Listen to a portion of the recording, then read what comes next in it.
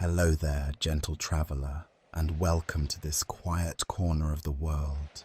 Whether you're winding down for sleep or simply searching for a moment of stillness, I'm truly glad you're here. Tonight, we're drifting into the mystery of Atlantis, a tale whispered across time, wrapped in myth and echoed through centuries of wonder. We'll explore ancient accounts, speculate about its rise and fall, and travel through the shifting sands of history and legend, all without leaving the comfort of your pillow. If you feel like sharing, let me know in the comments where you're listening from and what time it is. It's always comforting to know this little journey connects us across the world. And if you enjoy slow, thoughtful voyages into the past, the stars, and the human spirit, consider subscribing so you never miss a new story. Now, let's begin. The earliest known mention of Atlantis comes not from an explorer or a lost manuscript, but from the writings of the Greek philosopher Plato. Around year 360 BCE, Plato composed two dialogues, Timaeus and Critias.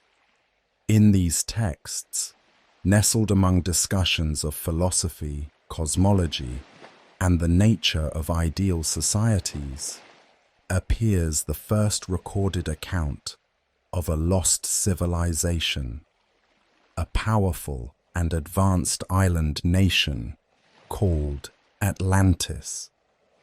Plato presented the story not as his own invention, but as a tale passed down through generations. He claimed it originated with Solon, the respected Athenian statesman and lawmaker who had traveled to Egypt in the 6th century BCE.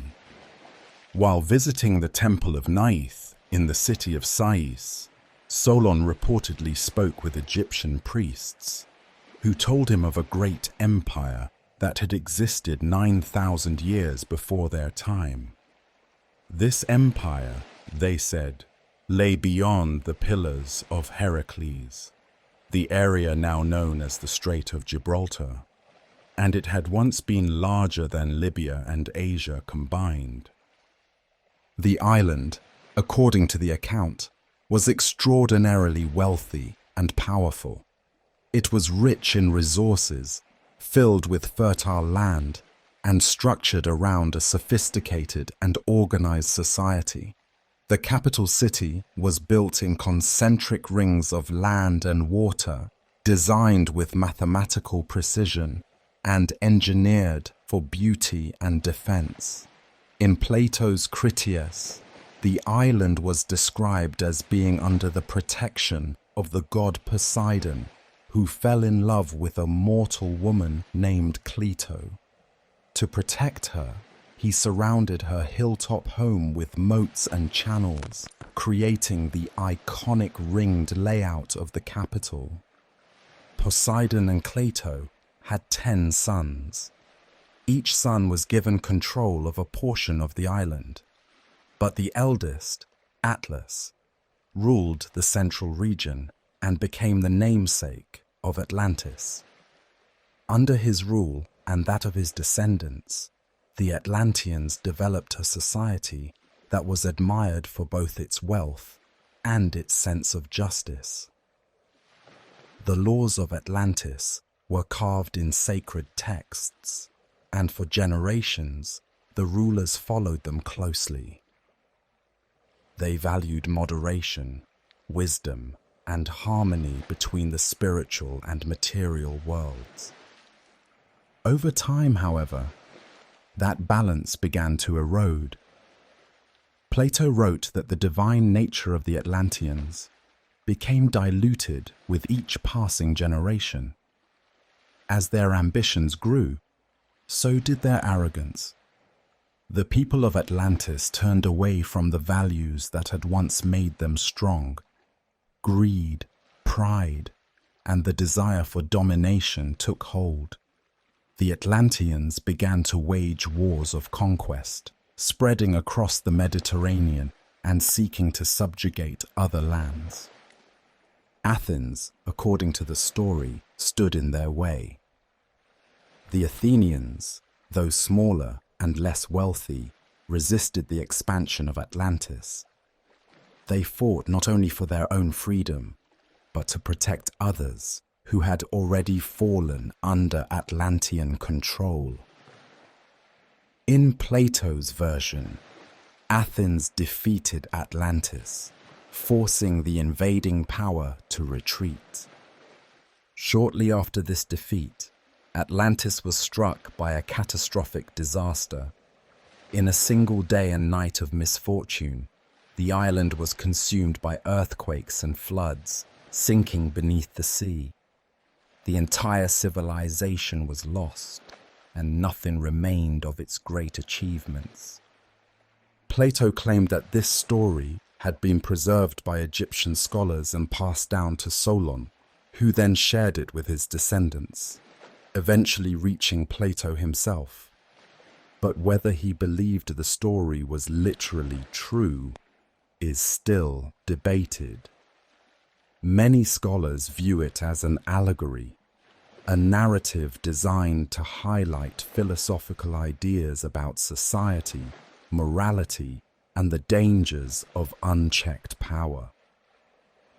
Some historians and researchers, however, have wondered whether Plato's account might have been based on a memory of a real place. Civilizations such as the Minoans, who thrived on the island of Crete and suffered a sudden collapse after the volcanic eruption of Thera, have been considered possible inspirations. Others argue that the details in Plato's texts are too specific to be pure invention, suggesting he may have drawn from multiple sources, blending myth, history, and philosophy into a single narrative. Regardless of its origin, the story of Atlantis endured. It sparked centuries of speculation, exploration, and reinterpretation. Writers, adventurers, and scientists have all tried to find the lost island, placing it in locations as varied as the Caribbean, Antarctica, and the Sahara Desert. Some see it as a symbol of lost wisdom. Others view it as a cautionary tale about the fall of powerful empires. Plato's writings remain the only ancient source for the Atlantis story. No other surviving Greek texts from the period mention it. This silence has led some to believe he invented the tale entirely for the purpose of his dialogues. Still, the account is detailed, structured, and filled with descriptive passages that suggest it held meaning beyond metaphor, at least to Plato. The mystery of Atlantis begins with these two texts, two dialogues written over 2,000 years ago. Whether intended as history or parable, their impact has been profound. The idea of a lost civilization, one that rose to greatness and then vanished beneath the sea, continues to fascinate and provoke questions. And so, the legend began. With a philosopher at his desk, writing of gods and kings, of triumph and downfall, and of a vanished world whose echoes still reach the present. According to Plato's account, before Atlantis became a symbol of decline and destruction, it stood as a model of order, abundance, and harmony. In its earliest age, the civilization was guided not by conquest or greed, but by a structure of rule that balanced divine heritage with wise governance.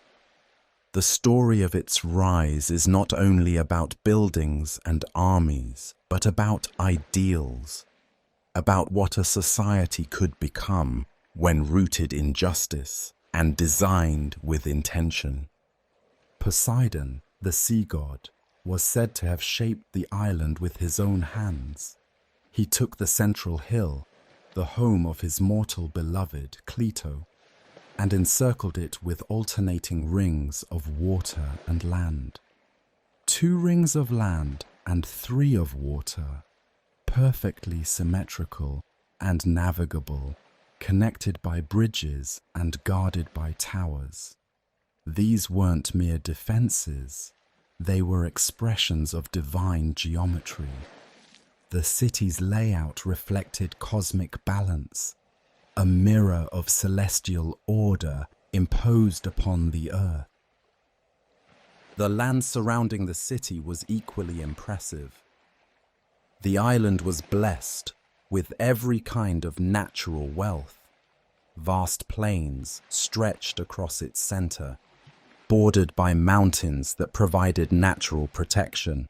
These mountains were rich with minerals, including gold, silver, and orichalcum, a mysterious metal described by Plato as second only to gold in value and said to shimmer with a reddish hue. No one today is certain what orichalcum actually was, but its presence in the myth points to the perceived otherworldly opulence of Atlantis. In addition to its mineral wealth, Atlantis was abundant in fresh water and fertile soil. Springs flowed freely, hot and cold alike, supplying the people with drinking water and nourishing the fields. The plains were carefully divided into 10 sections, each managed by one of Poseidon's 10 sons. Each region was administered with a level of order and foresight that suggested not only cooperation, but a deep cultural respect for organization and planning. Agriculture played a central role in the success of Atlantis. The fields were irrigated using an advanced system of canals, carefully constructed to direct water where it was most needed. Crops were rotated and cultivated with precision. Animals were raised in great numbers, and wild elephants, described by Plato as common on the island, roamed the land freely, coexisting with humans in a kind of primordial harmony. At the heart of the capital stood the Temple of Poseidon, the spiritual and symbolic center of Atlantean life. The temple was immense, covered in silver on the outside and lined with orichalcum within. Inside, a golden statue of the god was said to stand, depicting Poseidon driving 6 winged horses, with dolphins leaping at his feet. The walls were engraved with scenes of maritime power and divine favor. This temple was not just a place of worship, it was the soul of the city, where rulers would gather every 5th and 6th year to deliberate, pass laws, and renew their bond of leadership. Governance in Atlantis followed a structure that reflected its mythological origin. The 10 kings, descendants of Poseidon, formed a council. They swore oaths not to harm one another and pledged to rule with fairness, never acting unilaterally or out of selfish ambition. When disputes arose, they gathered at the temple, consulted ancient laws inscribed on sacred tablets, and judged one another without favoritism. This cooperative form of monarchy was unique in Plato's time. Most of Greece was governed through various forms of democracy or tyranny.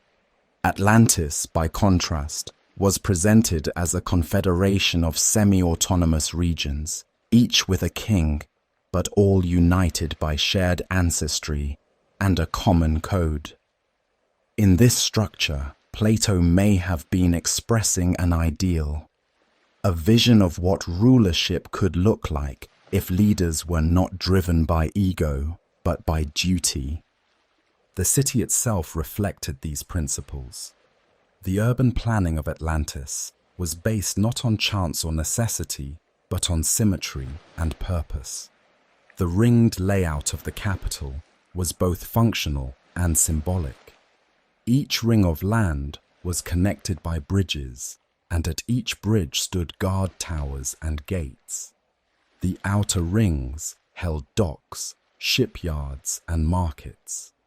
The middle rings were reserved for gardens, palaces, and public spaces. The innermost ring, closest to the temple, housed the royal family and served as the sacred heart of the civilization. Technological sophistication played a major role in the growth of Atlantis. The use of metal, the construction of enormous buildings, the organization of canals and aqueducts, all of it points to a civilization that had mastered not only material resources, but the knowledge to use them effectively.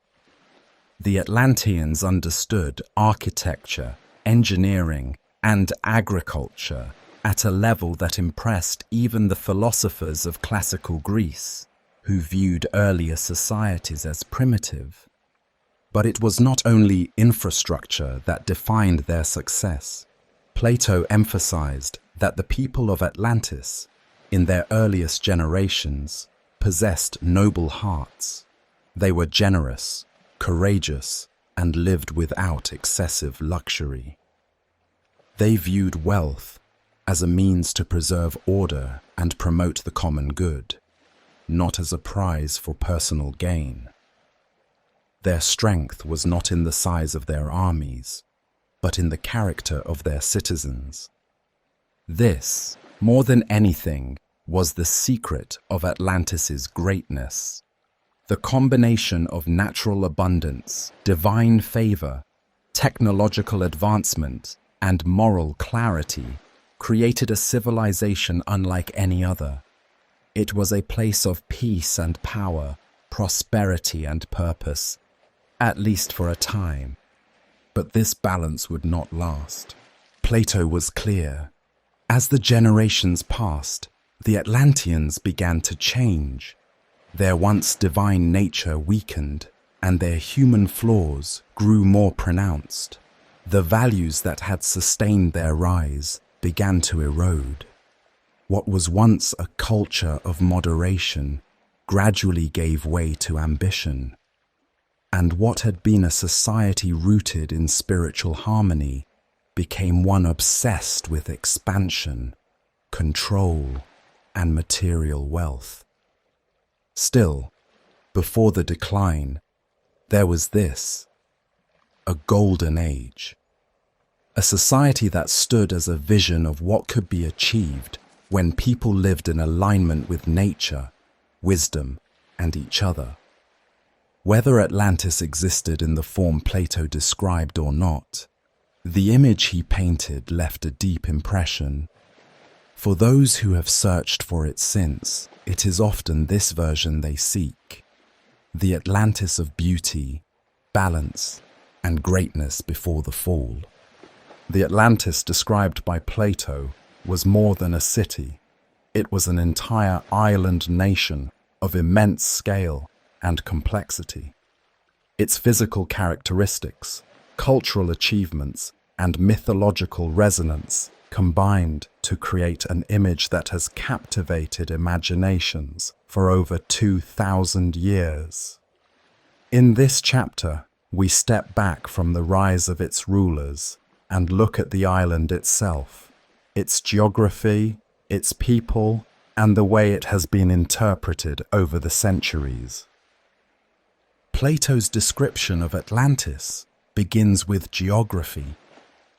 The island was said to lie beyond the Pillars of Heracles, what we know today as the Strait of Gibraltar, in the Atlantic Ocean. It was a massive landmass, larger than Libya and Asia combined, according to the Egyptian priests in Plato's narrative. While the term Asia in that time referred only to the regions near Anatolia, and Libya referred to North Africa, even within those definitions, Plato's Atlantis would have been a vast and impressive expanse. At the heart of the island was a great central plain, rich and fertile, described as being rectangular in shape and carefully divided for agricultural use. The plain was encircled by mountains to the north, which provided a natural barrier and helped shape the region's climate. From these mountains came springs of both hot and cold water, another sign, according to ancient interpretations, of divine favor. The climate of Atlantis was said to be gentle, with abundant rainfall and a long growing season. The soil was highly productive, allowing the people to cultivate multiple crops throughout the year. In Plato's words, it was a land blessed by nature with everything needed to support a great civilization.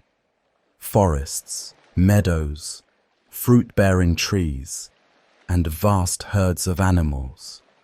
The island even supported elephants, a detail that has intrigued scholars and storytellers alike. While it is unlikely that elephants were native to any Atlantic island, their inclusion in the story emphasizes the sense of grandeur and exotic richness that characterized Plato's account. In addition to its terrestrial resources, Atlantis had access to the sea. Its harbors were deep and well protected, allowing for large fleets of ships. The Atlanteans were skilled sailors, and maritime trade played a central role in their economy. They were said to have established colonies and trading posts throughout the known world, sharing goods, knowledge, and cultural practices with other civilizations. Culturally, Atlantis was portrayed as highly developed. The city's architecture included enormous temples, palaces, and administrative buildings, many of them decorated with precious metals and stone. Walls were faced with brass, tin, and orichalcum, that mysterious metal that symbolized wealth and technological prowess. Public spaces were adorned with statues, fountains, and gardens. Everything was designed not only for function, but for beauty and harmony. Plato also described a society with structured leisure and education.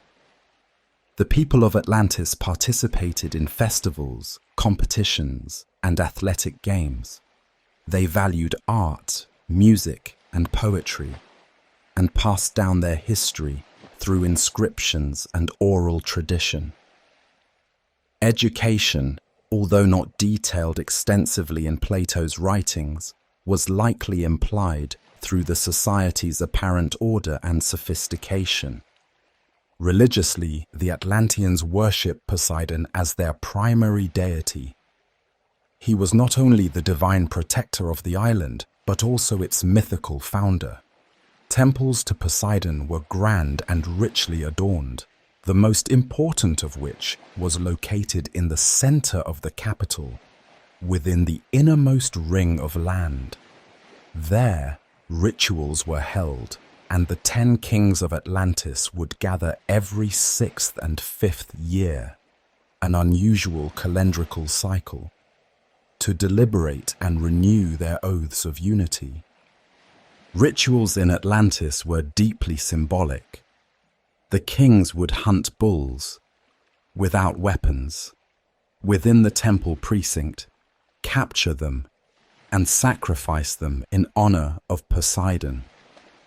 This act of ritualized strength and submission was meant to demonstrate respect for the gods and remind the rulers of their divine origin and responsibilities. All of this paints a picture of a society at once advanced and deeply rooted in tradition.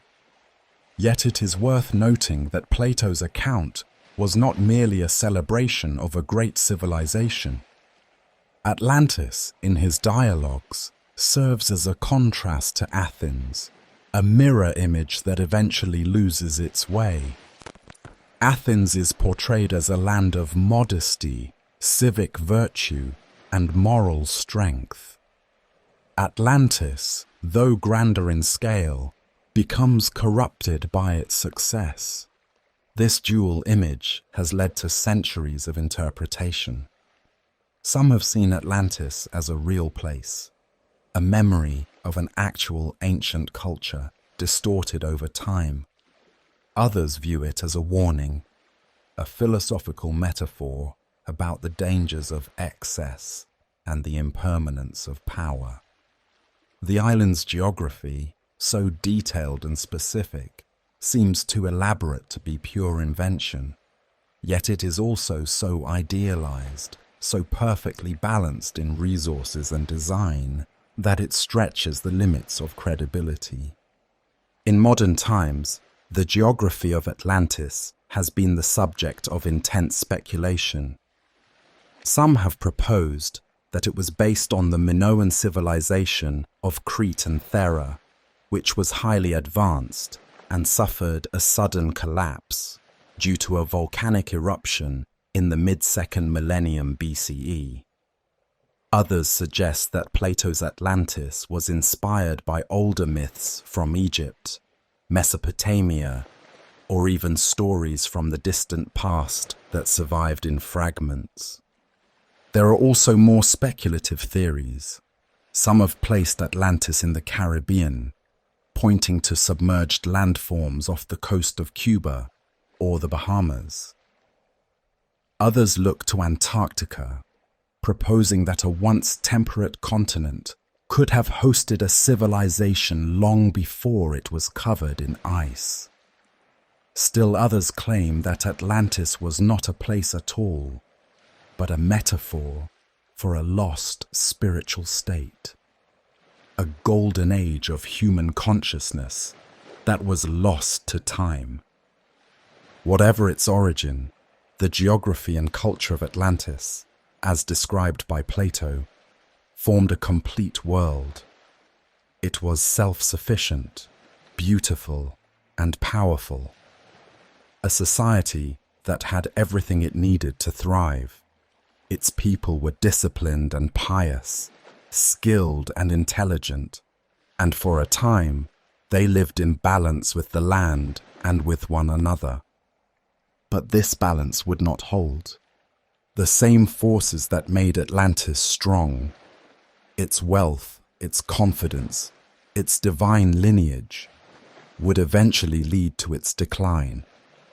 In the chapters that follow, we will explore how that transformation occurred. But before the fall, there was this: a land of plenty, shaped by gods and guided by order, standing proudly above the sea. At the core of the Atlantis legend lies a divine origin, one that sets the civilization apart, not only in terms of power and sophistication, but also in its very identity. Atlantis was not simply a human creation. It was, in Plato's telling, the direct result of intervention by the gods. Chief among them was Poseidon, the god of the sea, whose presence shaped not only the land itself, but also the destiny of its people. Poseidon held a prominent place among the Olympian gods. He ruled the oceans, wielded the trident, and was known for both his creative and destructive powers. In myth, Poseidon could calm the seas or summon storms. He was revered and feared by seafarers and coastal communities across the ancient Mediterranean. But in the case of Atlantis, Poseidon was not just a distant deity. He was the founder, the protector, and in many ways, the father of the civilization. The story begins with Plato, a mortal woman said to live alone on a hill in the central region of what would become Atlantis. She was orphaned, living without guidance or protection. When Poseidon saw her, he was overcome with love to shield her from the dangers of the world, and perhaps also to isolate her from other suitors. He transformed the land around her home. He surrounded the hill with rings of land and water, perfectly spaced and precisely engineered. These concentric rings would become the foundation of the Atlantean capital, a city designed with both practicality and divine symbolism in mind. Poseidon and Plato had 5 sets of twin sons, 10 children in total. These sons would become the first rulers of Atlantis. To each, Poseidon granted a portion of the island to govern, but to the eldest, Atlas, he gave the central region, including the hill where Plato had once lived. Atlas not only inherited the most important territory, but also gave his name to the island itself and to the surrounding ocean. The presence of gods among mortals was a common theme in Greek mythology. Heroes such as Heracles, Perseus, and Achilles were often described as demigods, born of divine fathers and mortal mothers. In this way, Atlantis fits squarely within the mythological tradition of extraordinary people arising from divine bloodlines. But Atlantis was more than a family of rulers. It was a society shaped by this divine influence at every level: political, geographic, and spiritual. The 10 kings of Atlantis were said to be wise and just, especially in the early generations. They ruled not for personal gain, but according to laws inscribed on a sacred pillar in the temple of Poseidon. This pillar was made of orichalcum and kept in the center of the temple, a place of judgment and ritual. The kings would gather there every 6th and 5th year to renew their oaths and to deliberate on matters of governance. The ceremony began with a hunt. A bull was captured without weapons, sacrificed to the gods, and the blood poured over the pillar. Afterward, the kings would pass judgment, issue rulings, and resolve disputes. These details are rich with symbolism. The bull, a sacred animal in many ancient cultures, represented strength and virility. Capturing it without weapons was a demonstration of skill and courage, while the act of sacrifice symbolized submission to the divine. The ritual blood offering linked the human and the divine, reinforcing the king's duty to rule in accordance with the will of the gods, not merely their own desires. Poseidon's temple, where these events took place, stood at the heart of the capital. It was said to be over a stadium in length, roughly 200 meters, and 1 plethrum in width, richly decorated with silver and gold. Inside was a towering statue of Poseidon riding 6 winged horses, surrounded by dolphins and smaller sea creatures. This image was not only a religious icon, but a political statement.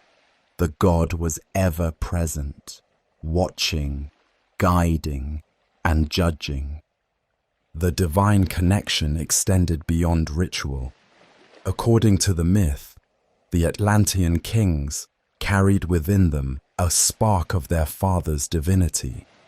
In the early years, this divine nature was strong. It guided their decisions and inspired them to build a society grounded in justice, moderation, and wisdom. But as generations passed, this divine essence became diluted. As Plato wrote, the godly part of their nature weakened, and the human part began to dominate. With that shift came pride, greed, and ambition, the very traits that would lead to their downfall. This concept, the fading of divinity over time, echoed other Greek ideas about decline.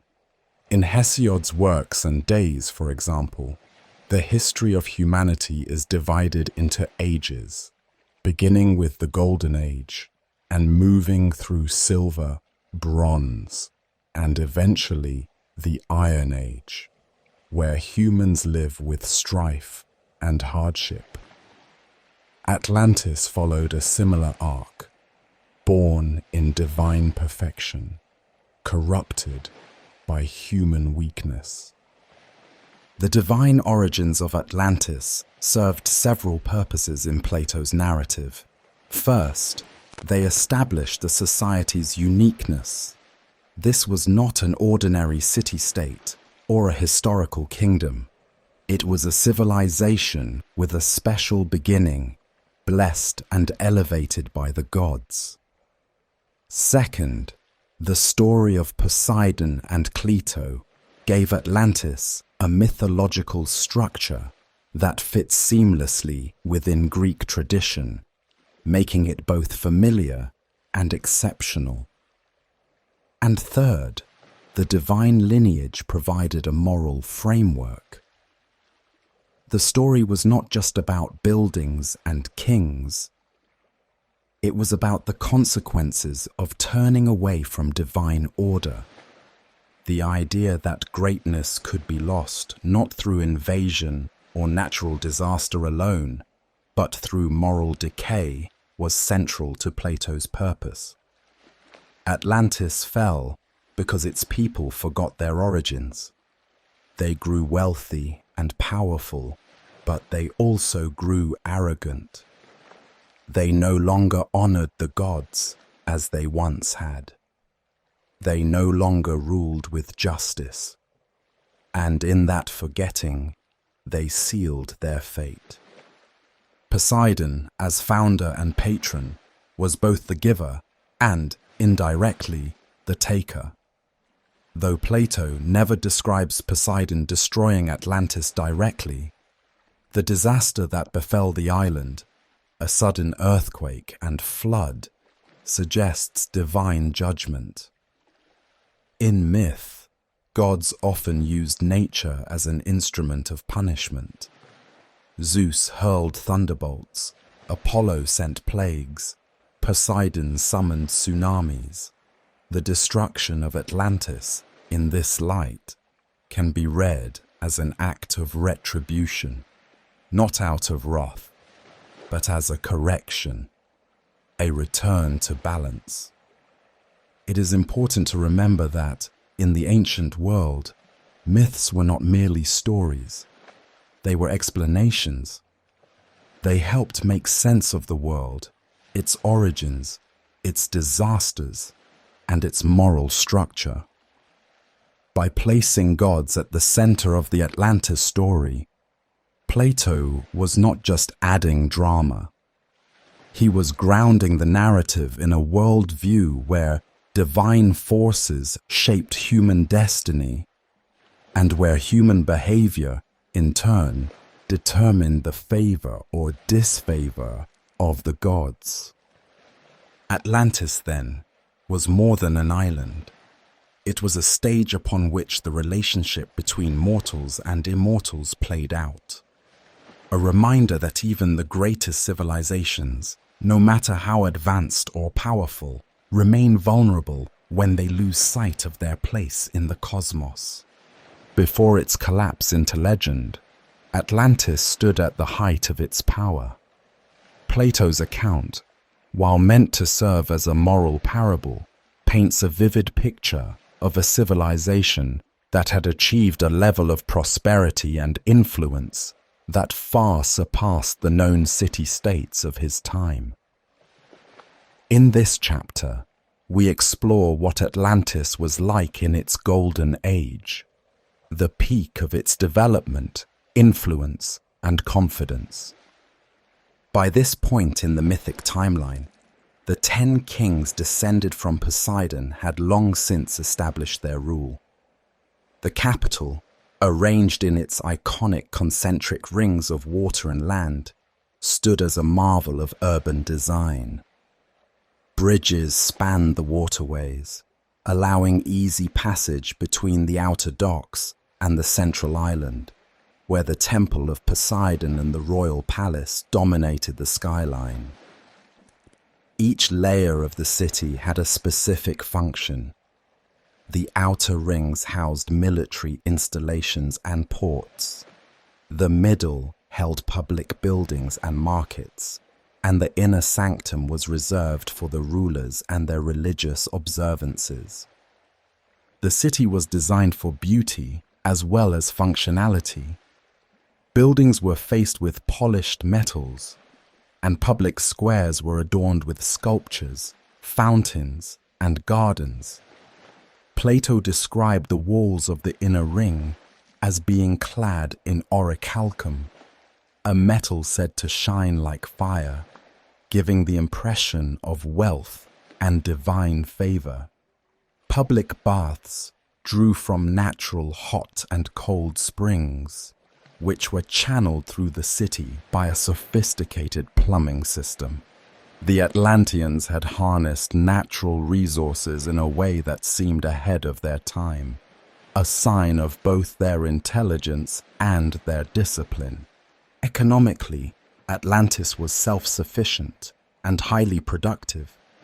The central plains were fertile and well irrigated, divided into neat parcels of land, and managed according to strict agricultural practices. There was an abundance of food, timber, and minerals, including gold, silver, and copper.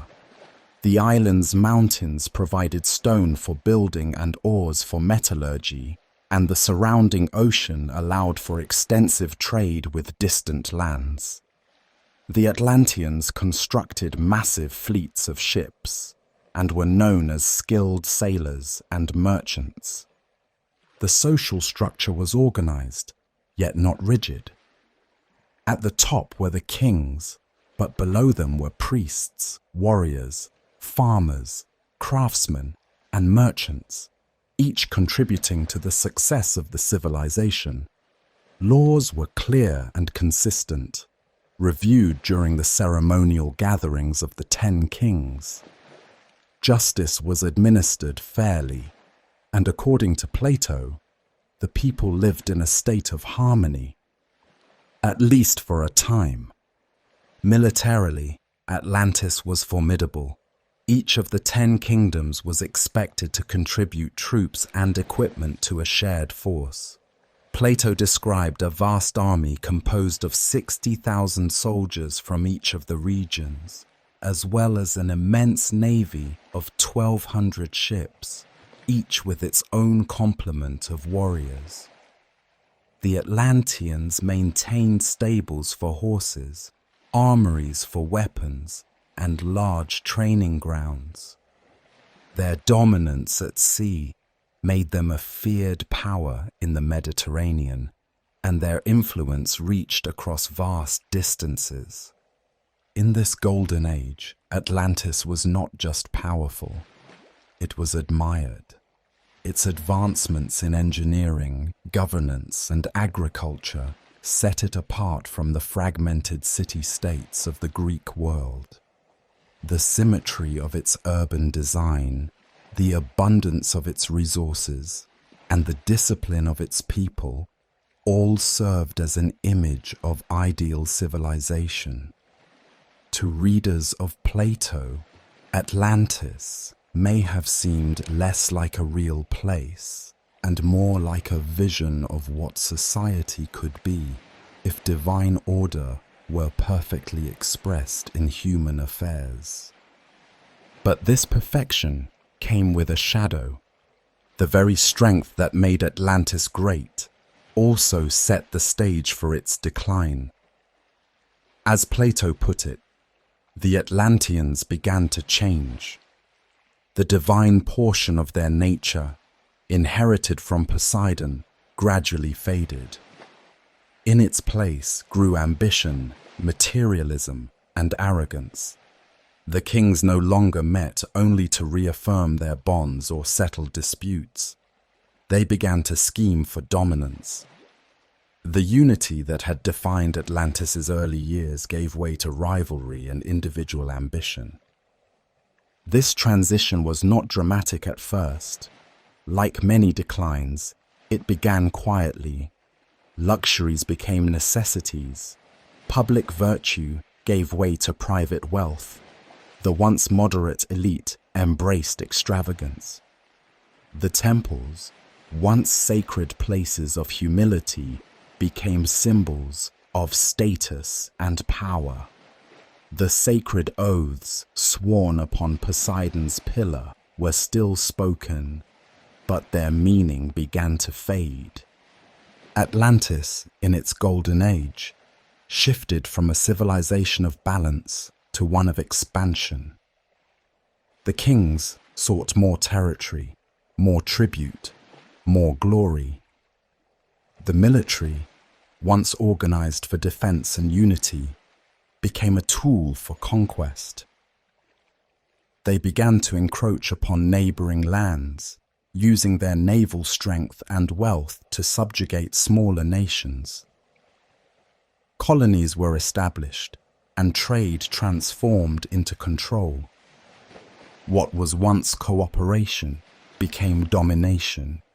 This hunger for expansion eventually brought Atlantis into conflict with Athens, a city-state that, in Plato's story, stood for everything Atlantis had abandoned. The Athenians, though smaller and less materially rich, were portrayed as courageous, virtuous, and deeply connected to the ideals of justice and civic responsibility. When the Atlanteans attempted to conquer them, Athens resisted and ultimately repelled the invasion. For Plato, this conflict was not simply about military outcomes. It was philosophical. Atlantis represented the dangers of unchecked ambition and wealth without virtue. Athens, by contrast, symbolized the strength of a just society, grounded in moderation and wisdom.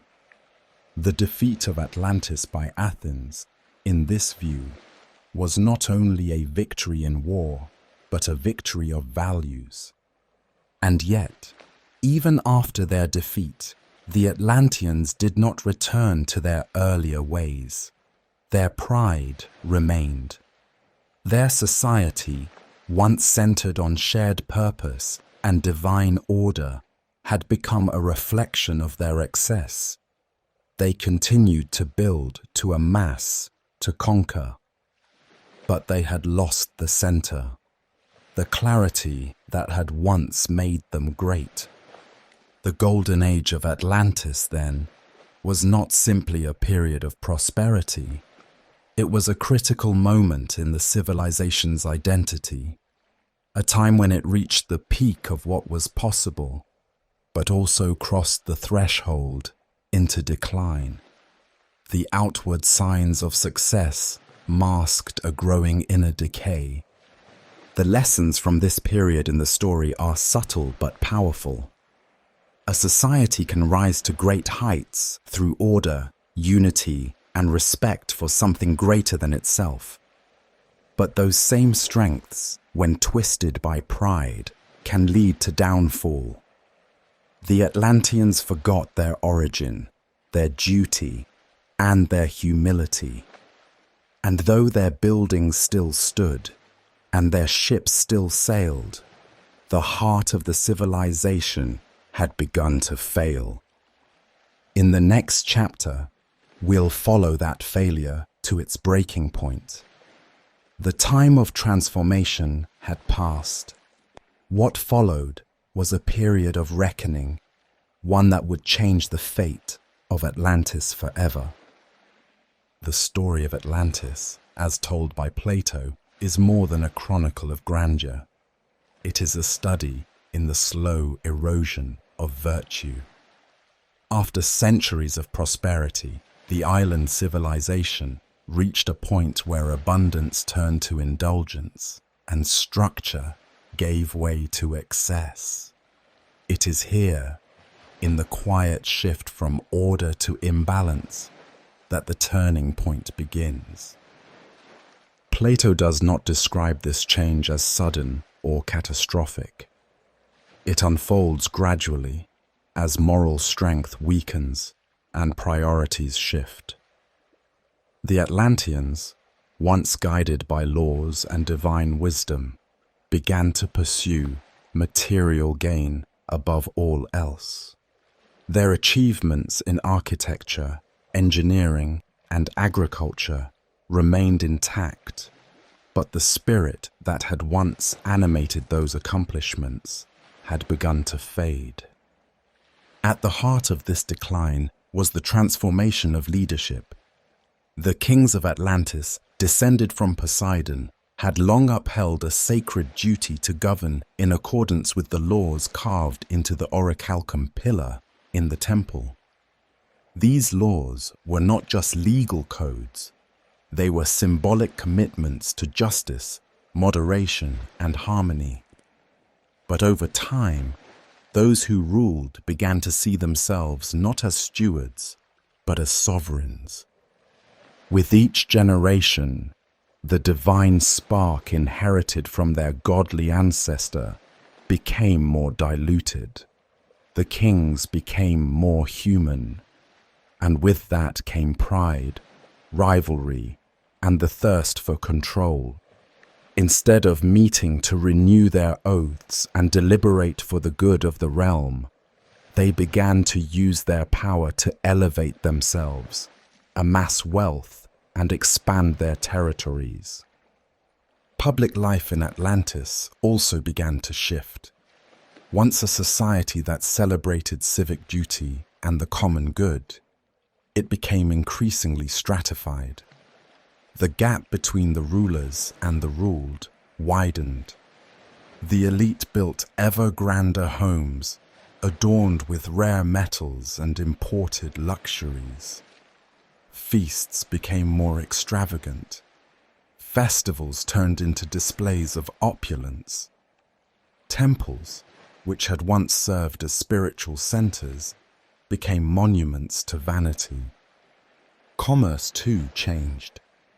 Trade, once conducted in mutual benefit, grew exploitative.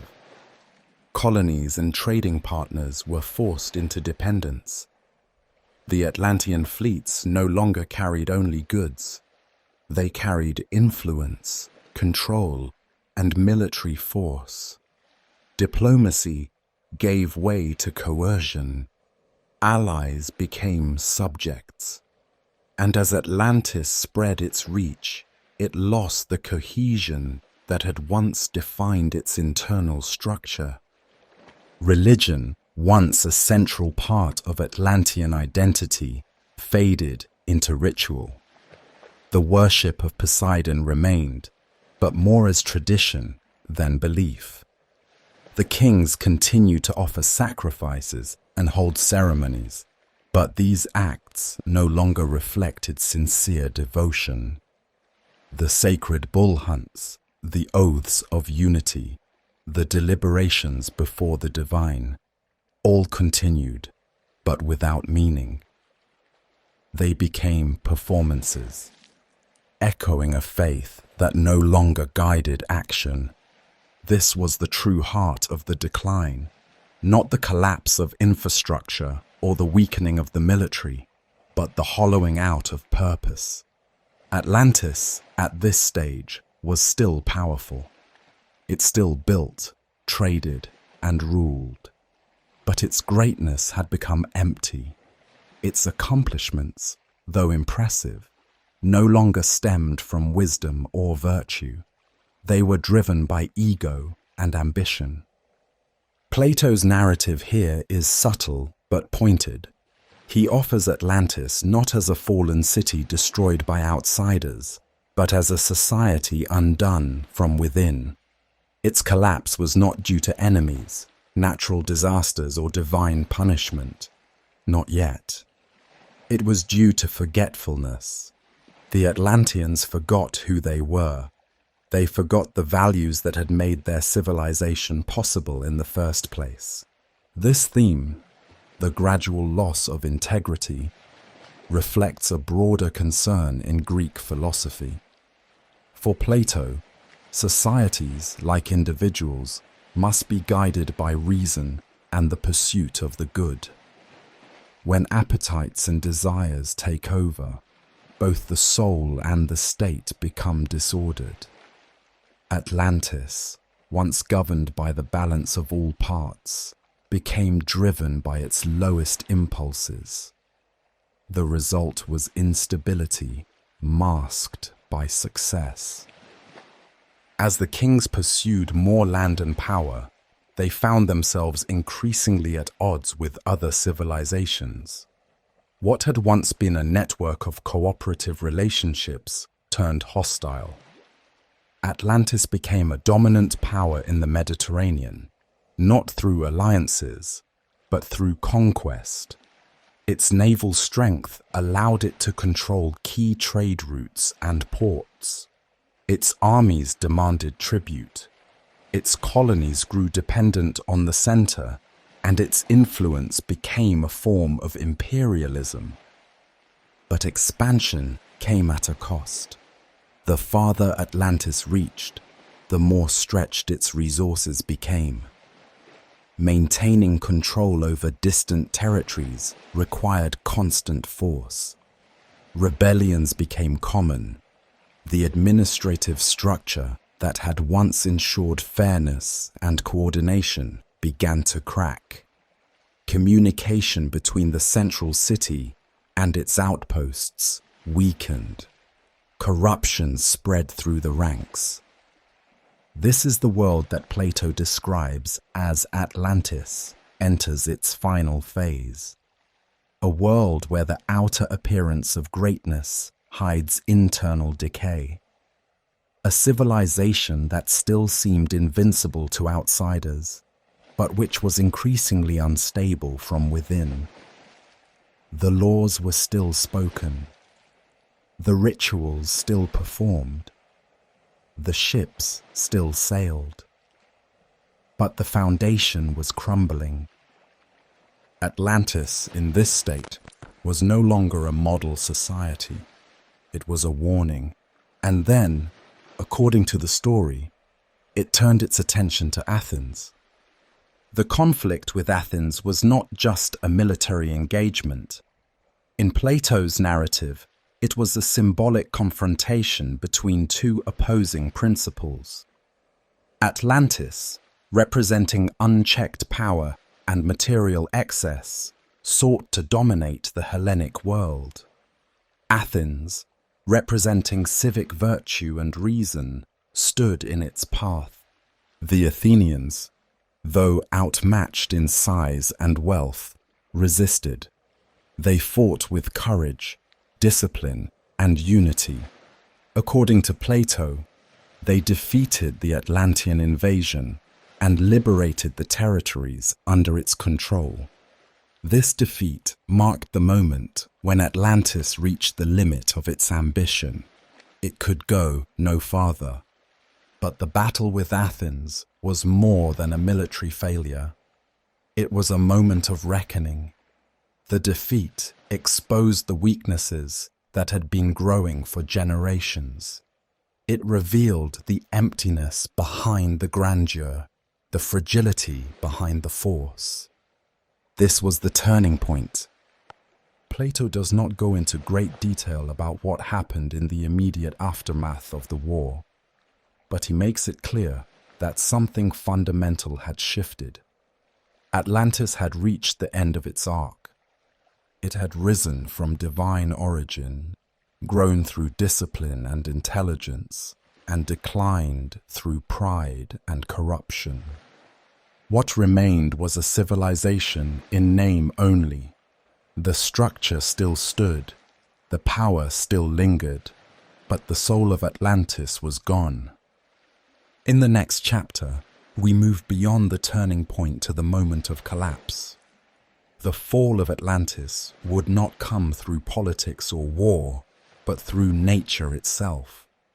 What began with forgetting would end in erasure. In the story of Atlantis, there is a point at which philosophy becomes prophecy, and power meets its greatest test. That test came in the form of war, not merely over land or influence, but over values. According to Plato, the empire of Atlantis, swollen with ambition and corrupted by its own success, turned its gaze toward mainland Greece. There, it met an unexpected resistance from a city smaller in size, but greater in spirit: Athens. The war between Atlantis and Athens, as Plato describes it in Critias, was not recorded in any other surviving ancient text. It was presented as part of a historical tradition, passed from Egyptian priests to Solon, and then to Plato himself. Whether or not the events actually occurred is beside the point. In Plato's dialogues, the conflict is crafted as a philosophical drama, a confrontation between two ways of living, two conceptions of the good society. By the time Atlantis set its sights on Athens, it had already established itself as a dominant maritime power. Its influence reached across the Mediterranean. Its fleets patrolled vast coastlines, and its rulers demanded tribute from countless smaller states. The Atlantean kings had grown accustomed to obedience and submission. They saw their civilization as the pinnacle of culture and power. But what they failed to understand was that power without restraint invites resistance. Athens, in this narrative, was portrayed not as a great empire, but as a bastion of virtue. Plato described it as a land of free citizens, governed by laws, guided by wisdom, and dedicated to justice. It was smaller than Atlantis, materially poorer, and lacking in the vast mineral and agricultural resources that fed the Atlantean economy. But it had something Atlantis had lost: integrity. The Athenians, recognizing the threat posed by Atlantis, did not submit. They organized themselves quickly, calling upon their citizens not only to fight, but to defend the principles upon which their society was founded. In Plato's telling, they acted alone. No other Greek city came to their aid. No alliance stood behind them. Yet they resisted, and more than that, they prevailed. The details of the conflict are sparse. Plato does not provide tactical descriptions of battles or strategic maneuvers. Instead, he focuses on the meaning of the victory. The Athenians, driven by reason, self-restraint, and courage, managed to defeat a far more powerful and better equipped enemy. In doing so, they liberated not only themselves, but also other nations that had fallen under Atlantean control. This victory was more than a military success. It was a statement. It demonstrated that virtue could withstand corruption, that freedom could resist tyranny, and that discipline could overcome indulgence. It also exposed the internal weakness of Atlantis. For all its fleets and riches, the empire could not endure a challenge grounded in principle. The war with Athens revealed that Atlantis, for all its surface strength, was hollow at its core. This confrontation served a critical role in Plato's philosophical vision. In Critias, Atlantis represented a society that had once been close to the divine, but which had gradually turned toward materialism and conquest. Athens, by contrast, was a society rooted in the idea of the just soul, balanced, rational, and aligned with the greater good. The war was a metaphor for the struggle between these two states of being, the soul corrupted by desire and the soul guided by wisdom. The idea that a smaller, morally upright society could defeat a larger, more decadent one was not new in Greek thought. It reflected the memory of real conflicts, such as the Persian Wars, in which the Greek city-states, particularly Athens and Sparta, had resisted massive imperial forces. Plato may have been drawing on that cultural memory to craft a deeper message about human nature and civilization. But even after the war was won, the damage was not undone. Atlantis did not reform itself. Its rulers did not return to the old ways. The society that had once been guided by divine law had become too deeply entrenched in its new identity. The defeat should have been a moment for reflection, for restoration.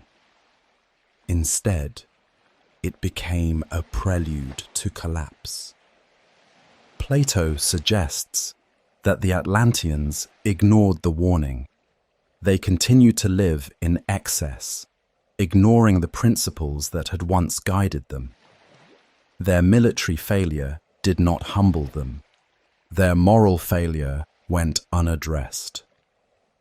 The reckoning with Athens was not only a political loss, it was a final opportunity for redemption that went unheeded. This silence, this failure to act after defeat, is perhaps the most tragic part of the Atlantis story. Civilizations rise and fall for many reasons: natural disaster, war, economic instability. These are often cited as causes. But in Plato's account, the fall of Atlantis was ultimately a result of character. The war with Athens exposed the cracks. What followed was not recovery, but collapse. The story serves as a mirror. Through it, Plato invites readers, both ancient and modern, to ask, what makes a society truly great? Is it wealth, military strength, and architectural achievement? Or is it justice, wisdom, and balance? Atlantis had the former, Athens had the latter, and in the end, it was the latter that endured.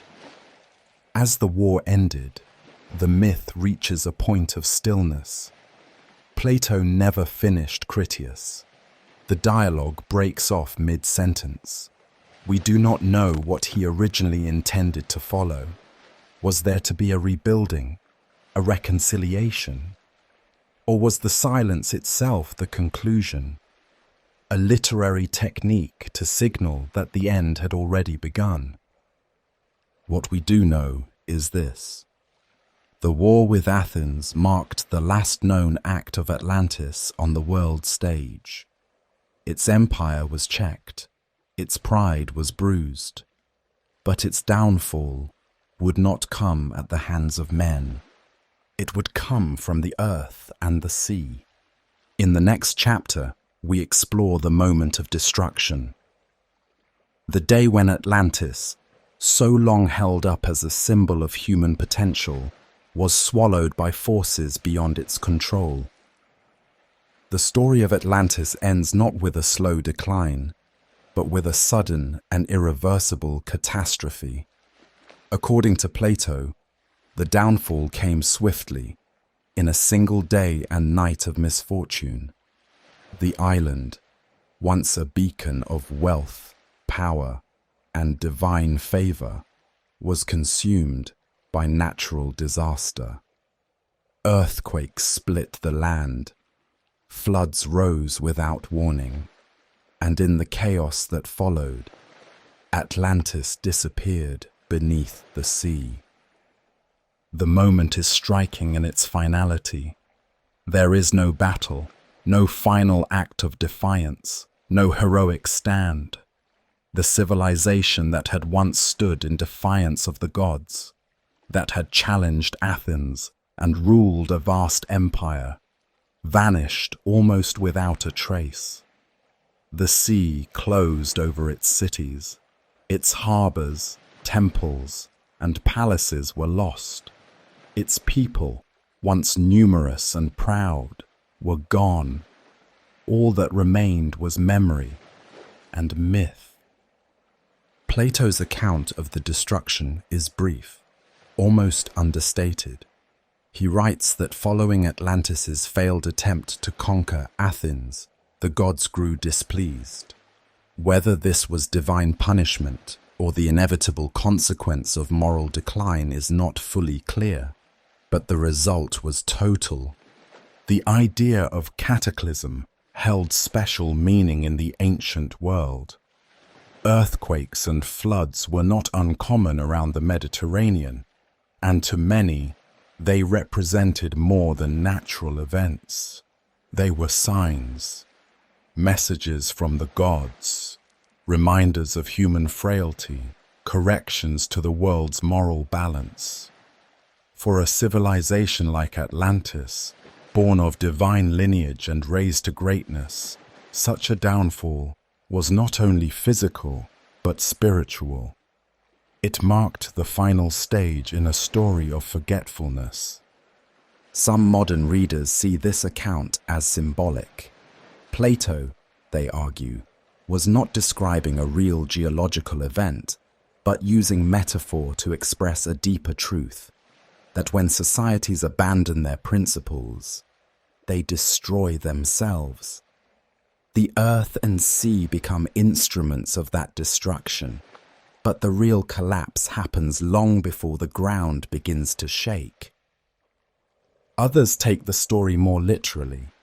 They point to volcanic eruptions, such as the one that devastated the island of Thera, modern-day Santorini, around the middle of the 2nd millennium BCE.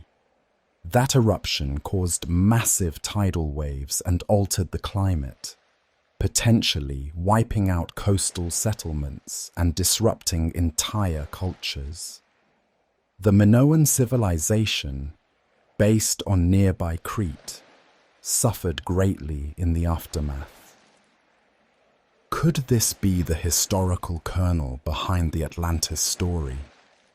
The comparison is tempting.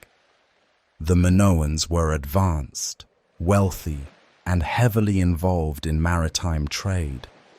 They built palaces with complex architecture, created vibrant art, and maintained contact with Egypt and the Near East.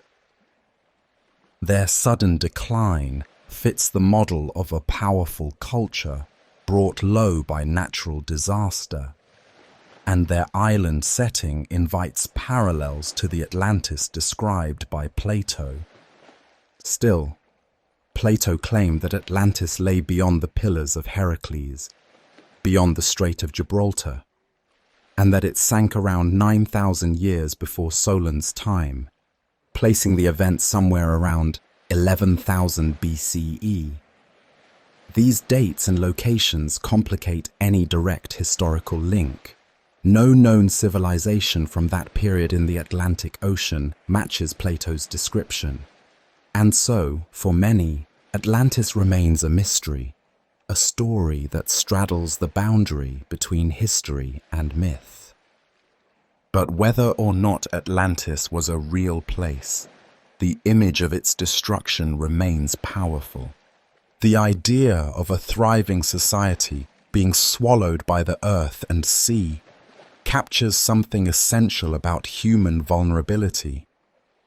It reminds us that even the strongest foundations can give way, that cities, no matter how advanced, remain at the mercy of forces beyond their control, and that pride, when left unchecked, can bring even the mightiest to ruin.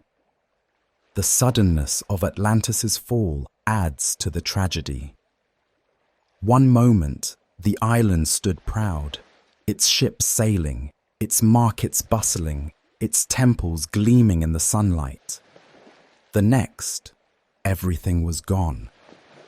This dramatic shift from stability to annihilation has echoed through literature and culture ever since.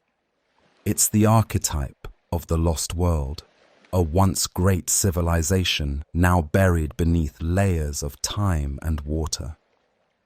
The image calls to mind not only Atlantis, but later stories, such as the flood in the Epic of Gilgamesh, the biblical tale of Noah, and even the downfall of Pompeii, which would occur centuries after Plato, but embody the same tragic finality. In each of these stories, destruction comes not only as an end, but as a kind of judgment. It closes one chapter and opens the door to reflection. What was lost? What was forgotten? And could it have been prevented? In the case of Atlantis, Plato implies that the disaster was not random. It was the natural consequence of moral failure, a reckoning long deferred but inevitable. The Atlanteans had every advantage.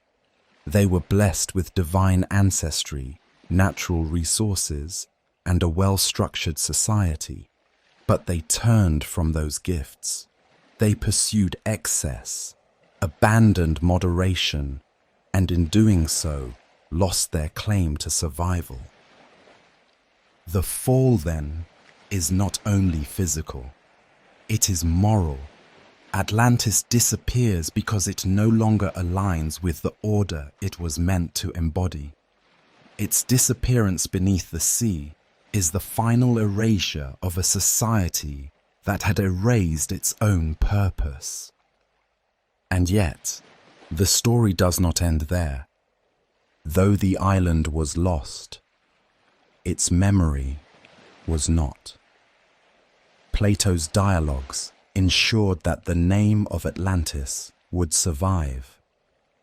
For over 2,000 years, people have searched for it, not only on maps, but in stories, philosophies, and dreams. It has become a symbol of potential, both fulfilled and squandered. A reminder of what can be achieved and what can be lost. The sinking of Atlantis is not just an ending, it is a beginning of legend, of inquiry, of imagination. It invites us to ask, what makes a civilization endure?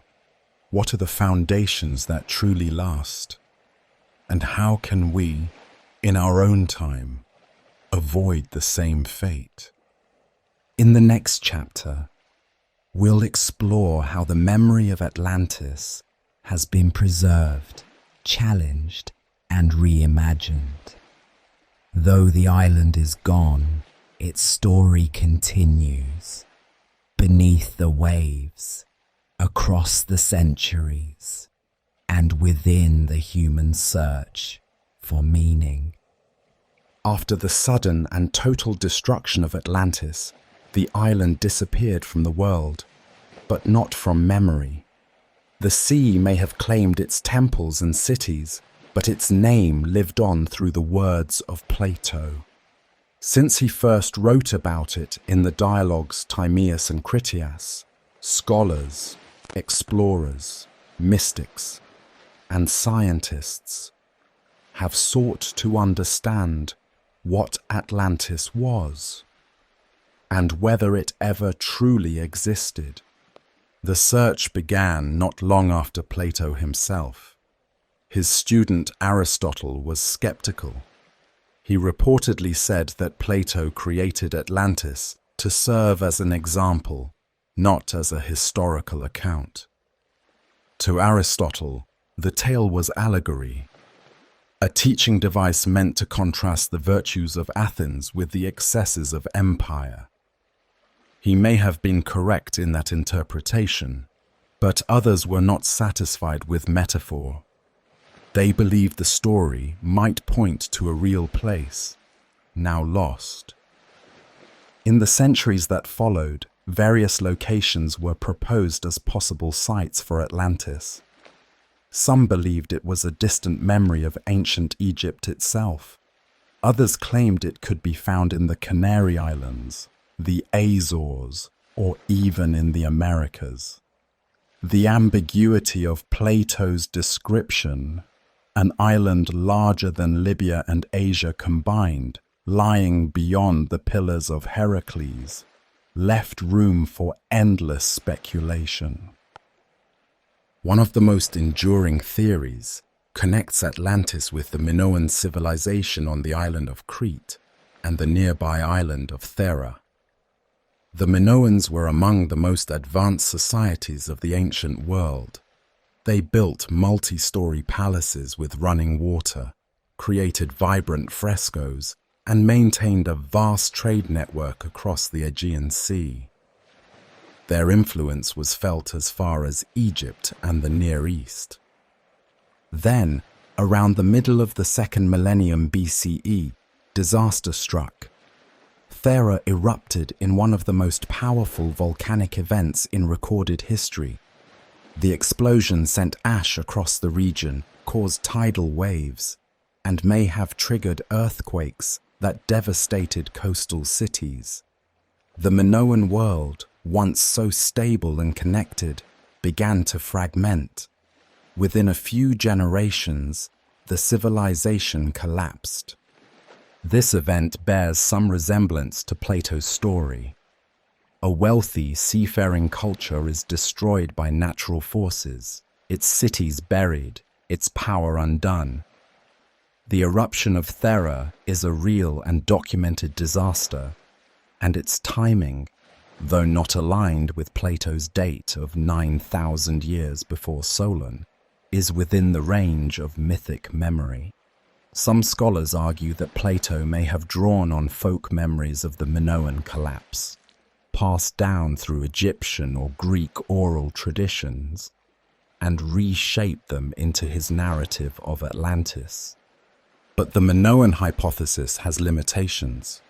Crete and Thera lie within the Mediterranean, not beyond the Pillars of Heracles. Their geography does not match Plato's detailed description of concentric canals and massive plains.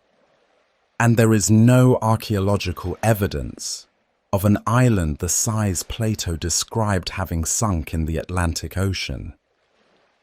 Still, the theory remains popular, in part because it connects the Atlantis story to a real and complex civilization, one that truly did vanish from prominence in the wake of a great cataclysm.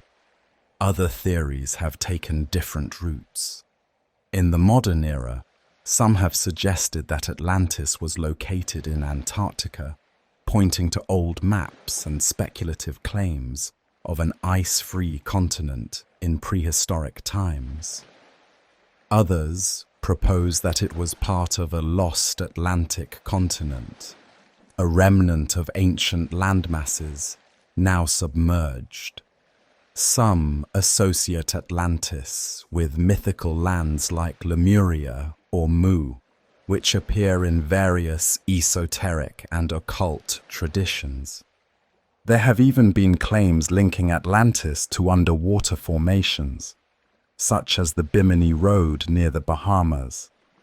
These stone structures, found just off the coast, resemble paved paths or walls. Some believe they are the remains of ancient human construction. Others argue they are natural formations shaped by erosion and geology. No definitive evidence has been found to support either view. In the 20th and 21st centuries, advances in oceanography and satellite imaging brought new tools to the search. Explorers scanned the ocean floor, mapped submerged plateaus, and studied ancient climate data. Yet no trace of a sunken city matching Plato's description has been discovered. If Atlantis existed, it remains elusive, hidden by time, tide, and perhaps imagination. For many, the failure to find Atlantis strengthens the argument that it was never meant to be taken literally. Plato may have been drawing on multiple sources, historical fragments, mythic stories, philosophical ideals, to craft a narrative meant to teach, not to inform. In that view, the detailed geography, the divine lineage, the catastrophic end, all of it was structured to create a powerful example of moral decay and its consequences. And yet, the idea of Atlantis continues to inspire. It taps into something deeply human, the sense that there was once a world more noble, more balanced, more connected to nature and spirit. The idea of a lost golden age, hidden beneath the sea, speaks to both nostalgia and hope, a yearning for wisdom that has been forgotten, and a belief that it might be rediscovered. Even when seen as myth, Atlantis has shaped real conversations. Philosophers have used it to discuss justice, ethics, and the structure of society. Artists and writers have reimagined it in novels, films, and music. Spiritual seekers have linked it to past lives and cosmic memories. And scientists, even when skeptical, continue to explore the oceans, looking not only for cities, but for deeper patterns in the rise and fall of civilizations. Beneath the waves, then, Atlantis exists not only as a mystery of location, but as a repository of meaning. It is a place both lost and found, a canvas onto which different generations have projected their fears, dreams, and questions. What is the legacy of a civilization? Is it its buildings, its armies, its artifacts? Or is it something less tangible, a set of values, a vision of the world, a story that endures? Atlantis, whether real or imagined, has left such a legacy. It reminds us that greatness is fragile, that power without purpose leads to ruin, and that the sea, vast, deep, and ancient, holds more than just forgotten stone. It holds the echo of ideas that refuse to disappear. In the final chapter, we turn our gaze forward. From the ruins of Atlantis to the present day, we ask how the story continues, not only in search of what was lost, but in the hope of what might still be found.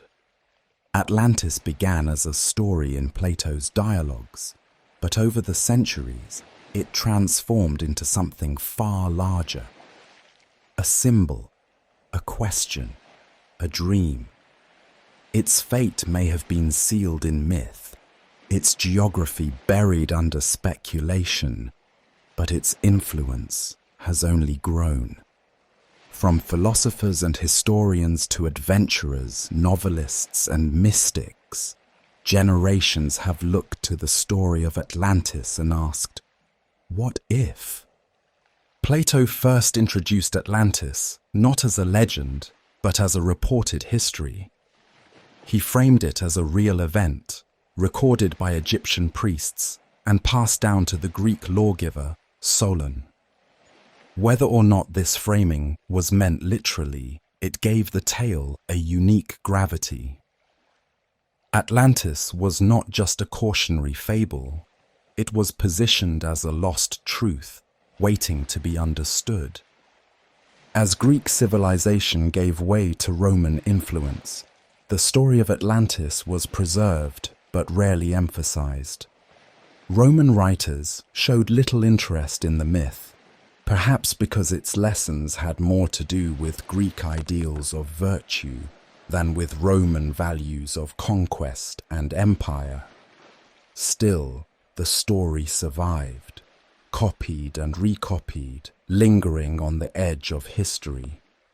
In the Middle Ages, Plato's works were studied by Islamic scholars and later reintroduced to Europe during the Renaissance.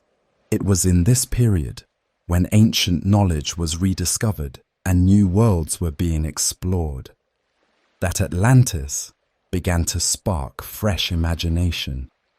The age of exploration, in particular, revived interest in the idea of lost lands. As ships crossed the Atlantic and reached the Americas, many Europeans began to wonder if these newly discovered continents were, in fact, the long-lost Atlantis. Some believed the indigenous civilizations of the Americas, with their pyramids, astronomy, and complex societies, might be echoes of the Atlanteans. Writers of the 17th and 18th centuries explored these ideas further. Thinkers such as Francis Bacon reimagined Atlantis not as a fallen society, but as a utopia, a place where science and wisdom flourished. In his work, The New Atlantis, Bacon described a society dedicated to knowledge, discovery, and moral advancement. This vision shifted the tone, from a warning about decline to a hope for progress. As the modern era dawned, Atlantis became fertile ground for fiction. In the 19th and early 20th centuries, authors like Jules Verne and Ignatius Donnelly brought the story into the realm of science fiction and pseudo-history. Donnelly's Atlantis, The Antediluvian World, published in 1882, argued that all major ancient civilizations, from Egypt to Mesopotamia to the Americas, were descended from a single source, Atlantis. Though lacking in archaeological support, Donnelly's book was widely read and helped shape the modern conception of Atlantis as a real ancient civilization, technologically advanced and globally influential. This version of the myth resonated with a world on the brink of industrial transformation, where lost knowledge and hidden origins had a powerful allure. The 20th century brought even more imaginative takes. Atlantis appeared in films, comic books, fantasy novels, and spiritual teachings. It became a recurring theme in esoteric traditions and new religious movements. Some groups believed that the Atlanteans had psychic powers, advanced machines, or connections to extraterrestrial beings. These ideas, though far removed from Plato's original account, gave Atlantis new life in popular culture. In psychological and philosophical circles, Atlantis took on a more symbolic role. Thinkers like Carl Jung saw myths as reflections of the human unconscious, collective dreams that reveal our inner longings and fears. From this view, Atlantis represents not a place, but a part of ourselves. The forgotten wisdom, the lost balance, the longing for a better way of living. Even in academic circles, the question of Atlantis persists. While most historians agree that the story is mythological, Some continue to search for real-world inspirations. Advances in archaeology, oceanography, and geology occasionally reignite curiosity. Submerged structures, unusual land formations, or mysterious artifacts are sometimes presented as possible clues. While no definitive evidence has emerged, the search itself reflects a deep human impulse to connect past and present, to recover what has been lost. And perhaps that is the true power of Atlantis. It invites us to imagine what was and what could be. It challenges us to think about the conditions of greatness, not only technological or economic, but ethical and spiritual. It asks us what happens when a civilization forgets its principles. And it reminds us that no society, no matter how powerful, is immune to collapse if it strays too far from its foundation. Today, Atlantis continues to appear in stories and discussions, from classroom debates to global media. It is often reshaped to reflect contemporary concerns: climate change, rising seas, technological overreach, and cultural amnesia. The idea of a society undone by its own success remains hauntingly relevant. In a world facing ecological strain and moral uncertainty, the Atlantis myth offers a lens, not for prediction, but for reflection. Are we building wisely? Are we honoring the principles that sustain community, justice, and balance? Or are we, like the Atlanteans, distracted by surface achievements while the deeper structure begins to weaken? The story of Atlantis does not offer easy answers. It offers a question, one that each generation must answer in its own way. And so, the island remains, not as a landmass waiting to be found, but as a story waiting to be understood. Beneath the waves of time and tide, Atlantis calls us to remember that true greatness lies not in walls of metal or fleets of ships, but in the strength of values that guide them.